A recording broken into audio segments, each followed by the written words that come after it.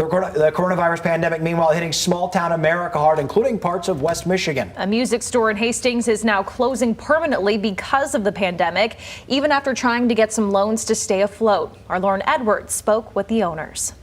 Definitely a hard time for small towns across the United States, including here in Hastings. I'm in the downtown area and several stores have closed because of the pandemic. And we spoke with a music store owner who says he now has to close years before he'd like to, and it's really painful. It's not just the closing of a stupid store.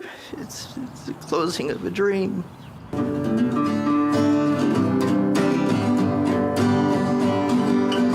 Steve Walker, playing music with his son Mike, making the most of a difficult time, having to close his store, the Walker Music and Textile Company. This is who I am.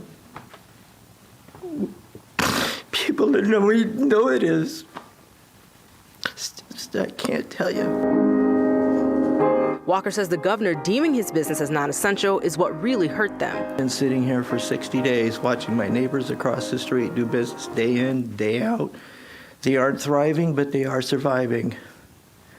There's no reason in hell I couldn't have done the same thing. And he says he struggled to get unemployment and his business received no money from the county, even though he applied for assistance. There was only $32,800 granted for Berry County in total. Of that $32,800, 5 businesses were the recipient of that money. Not receiving any financial help, making it hard to bounce back, especially when the bills keep piling up.